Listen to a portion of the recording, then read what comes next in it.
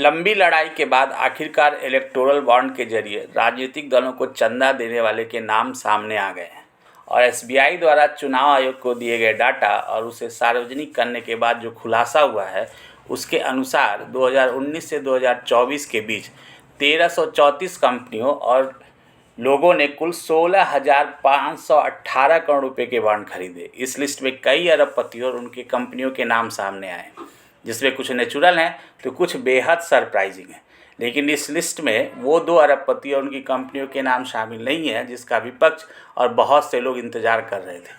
जी हाँ, आपने सही समझा, इस लिस्ट में अंबानी परिवार और गौतम अडानी का नाम नहीं है और ना ही उनकी कंपनियां यानी रिलायंस और अडानी ग्रुप का नाम है। ऐसे में सवाल उठता है कि देश के सबसे बड़े अमीरों का नाम इस लिस्ट में क्यों नहीं है? क्या ये लोग चुनावी चंदा नहीं देते या फिर इनके चंदा देने का तरीका कुछ और है? तो सबसे पहले जानते हैं कि भारत में चुनावी चंदा किस तरह दिया जा सकता है। इलेक्टोरल बॉन्ड के अलावा चुनावी चंदा देने के और भी तरीके हैं जिसे कंपनियां इस्तेमाल कर सकती हैं।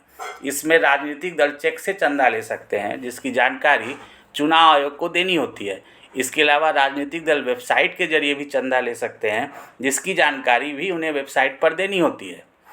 साथ में 2013 में चुनावी ट्रस्ट की भी शुरुआत हुई।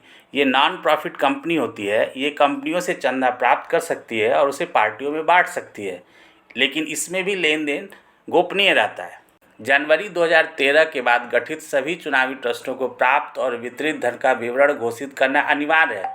इसके अलावा कॉरपोरेट सेक्टर कंपनी एक्ट के प्रावधानों के तहत भी राजनीतिक दलों को चंदा दे सकते हैं। इसके तहत कोई भी कंपनी कितनी भी रकम किसी भी पॉलिटिकल पार्टी को दे सकती है, यानी कंपनियां और बड़े अमीर इस तरह से भी चंदा दे सकते हैं। अब इलेक्टोरल बॉन्ड से मिले चंदे की बात करते हैं। अभी तक जो आंकड़े आए हैं उससे कई सवाल सीधे तौर पर खड़े हो रहे हैं। मसलन जो सबसे बड़े डोनर हैं उन्हें दानवीरता में कमाल कर दिया है। उन्होंने अपनी कमाई से 600 गुना ज़्यादा दान कर दिया। अब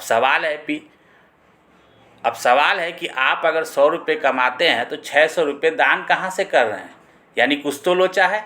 दूसरा सवाल है कि जिन कंपनियों पर ईडी सीबीआई की जांच चल रही है उन्होंने चुनावी बॉन्ड के जरिए खूब चंदा दिया है, जैसे आरपीजीएस की Haldia energy, DLF pharma company, Heterodrugs, Welspun, Divi's laboratories और बायोकान की किरण मजूमदार शाह ने काफ़ी बॉन्ड खरीदे हैं। इसी तरह टॉप डोनर फ्यूचर गेमिंग, मेधा इंजीनियरिंग भी एजेंसियों के रडार पर हैं। तो क्या इसका भी कोई कनेक्शन है? ये कैसे पता चलेगा?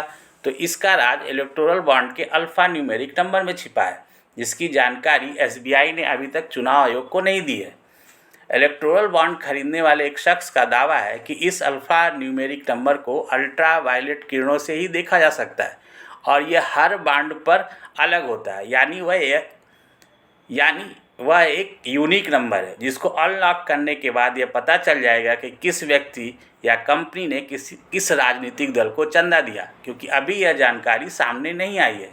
अब सुप्रीम कोर्ट ने इस जानकारी को सार्वजनिक करने की बात कही है, लेकिन जो आंकड़े सामने आए हैं उससे यह तो साफ है कि इलेक्टोरल बॉन्ड का फ़ायदा सभी राजनीतिक दलों ने लिया है, यानी हमाम में सभी शामिल हैं। विपक्ष चाहे जो भी आरोप लगाए, लेकिन वो भी इलेक्टोरल बॉन्ड से चंदा लेने में पीछे नहीं रहा। इसीलिए भाजपा के बाद सबसे ज़्यादा चंदा पाने वाले राजनीतिक दलों में तृणमूल कांग्रेस, राहुल गांधी की पार्टी कांग्रेस, बीआरएस, बीजू जनता दल भी शामिल हैं। सबसे चौंकाने वाली बात यह है कि भाजपा पिछले 10 साल से केंद्र में शासन में है और उसकी देश के करीब आधे राज्यों में सरकार है। इसके अलावा उसके 303 सांसद हैं। इसके बावजूद एक राज्य में सत्ता पर बैठी तृणमूल कांग्रेस चुनावी चंदा पाने में दूसरे नंबर पर है। इसी तरह तेलंगाना में बीआरएस और उड़ीसा के बीजू जनता दल भी पीछे नहीं रहे।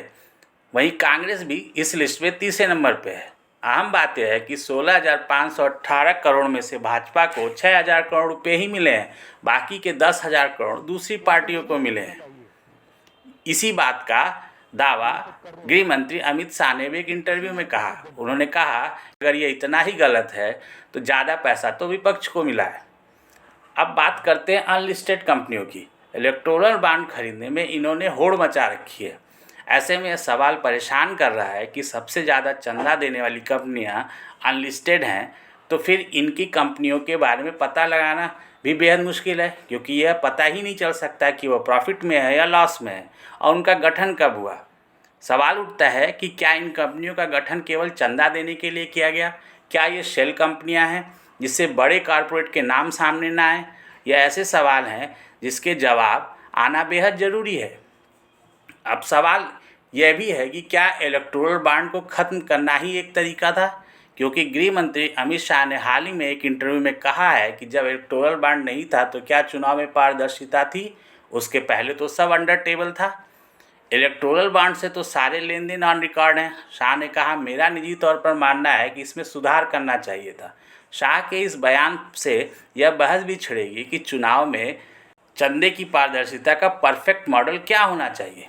एक बात और समझनी चाहिए कि देश में केवल लोकसभा चुनाव पर 1 लाख करोड़ रुपए खर्च हो जाते हैं और इसी तरह विधानसभा चुनाव में 2 से 3 लाख करोड़ रुपए का खर्च आता है। और अगर 5 साल में इलेक्टोरल बॉन्ड से मिले 16,000 करोड़ रुपए की चंदे की बात करें तो वह ऊँट के मुंह में जीरा के बराबर है, यानी बहुत बड़ा खेला है।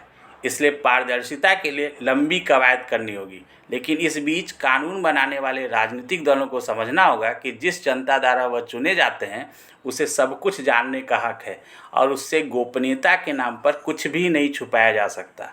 अगर आपको हमारा यह वीडियो पसंद आया हो तो इसे शेयर करें, लाइक करें, सब्सक्राइब करें। देखते रहिए इंडिया अड्डा।